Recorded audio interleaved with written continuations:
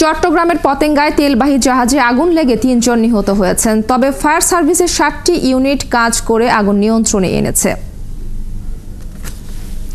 বেলা ১১টায় চট্টগ্রামের পতেঙ্গায় কর্ণফুলী নদীর ডলফিন জেটিতে ইস্টার্ন রিফাইনারির তেল পরিবাহী বাংলার জ্যোতি নামে একটি তেলবাহী জাহাজে আগুন লাগায়। ইস্টার্ন রিফাইনারি ডিজিএম AKM নইমুল্লাহ জানান, বাংলার জ্যোতি জাহাজে আগুন লাগার পর সবাই নিরাপদে নেমে এসেছেন। ফায়ার সার্ভিস ও সিভিল ডিফেন্স চট্টগ্রাম কার্যালয়ের মোবিলাইজিং অফিসার কফিল উদ্দিন জানান, ফায়ার সার্ভিস ও সিভিল ডিফেন্সের ৩টি স্টেশনে ৭টি ইউনিটের প্রায় ২ ঘন্টার চেষ্টায় আগুন নিয়ন্ত্রণে আসে। তবে এখনও আগুন লাগার কারণ জানা যায়নি।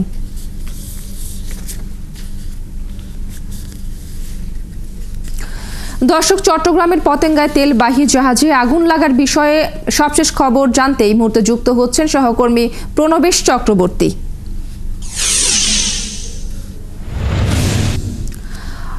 প্রণবেশ, চট্টগ্রামের পতেঙ্গায় তেলবাহী জাহাজে আমরা যতটুকু জানি যে আগুন লেগে ৩ জন নিহত হয়েছেন।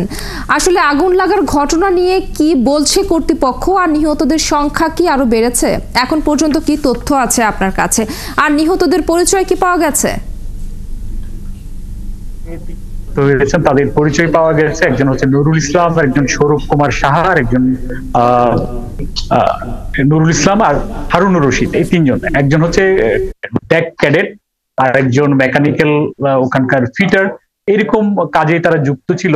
এই বাংলার জ্যোতি এই জাহাজটি ১১,৭০০ মেট্রিক টন ক্রুড অয়েল বা অপরিশোধিত তেল নিয়ে কুতুবদিয়া থেকে সকালে এটি যে ডলফিন যে যেটি রয়েছে চট্টগ্রামের ইস্টার্ন রিফাইনারির সেটিতে আসে। বাংলাদেশ শিপিং কর্পোরেশনের এটি জাহাজ, রাষ্ট্রায়ত্ত প্রতিষ্ঠান।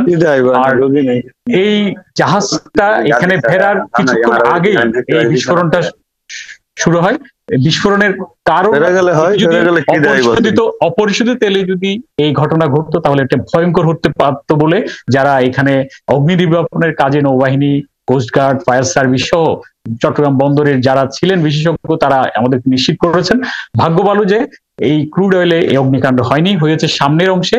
সেখানে কি কারণে এই অগ্নিকাণ্ডটি হয়েছে এখনো নিশ্চিত করে বলা না গেলেও যারা নিহত হয়েছেন সেখান থেকে ধারণা করা হচ্ছে হয়তো কোনো ওয়েল্ডিং এর কাজ করা হচ্ছিল অথবা ইলেকট্রনিক কোনো কাজ সেখানে সামনের অংশে করা হয়েছিল, ফলে ওই জায়গা থেকে এই বিস্ফোরণটা হয়েছে। আমরা এখন বাংলাদেশ শিপিং কর্পোরেশনের যে প্রধান কার্যালয় সেখানে আছি। এখানে তারা ব্রিফ করবেন আসলে কি হয়েছিল, কতজন এখানে ছিল। আমরা জানতে পেরেছি ৪৩ জন ক্রু এখানে ছিল, অন্যরা নিরাপদে আসতে পারলো, এই ৩ জন সেখানে বের হতে পারেননি এবং তারা এই ঘটনাতে তারা নিহত হয়েছেন। তো বাংলাদেশ শিপিং কর্পোরেশন যারা কর্মকর্তা আছেন তারা কিছুক্ষণ পরে সংবাদ সম্মেলন করে জানাবেন আসলে কি হয়েছে। এর মধ্যে আমরা জানতে পেরেছি যে তদন্ত কমিটি হয়েছে, তদন্ত কমিটি রিপোর্ট দেবে। তবে আমরা জানতে পেরেছি ১৯৮৭ সালে এই জাহাজটি ডেনমার্ক থেকে নিয়ে আসা হয় এবং একটি ওয়েল ট্যাঙ্কারের ২৫ বছরের মতো তার সময়সীমা থাকে, সেই হিসেবে এটি মেয়াদ উত্তীর্ণ বলা যেতেই পারে।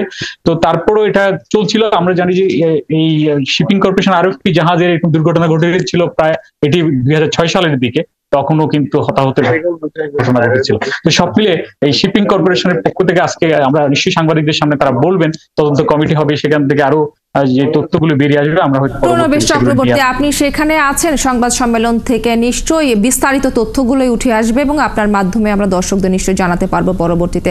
অসংখ্য ধন্যবাদ এই মুহূর্তে আমাদের সঙ্গে যুক্ত হবার জন্য।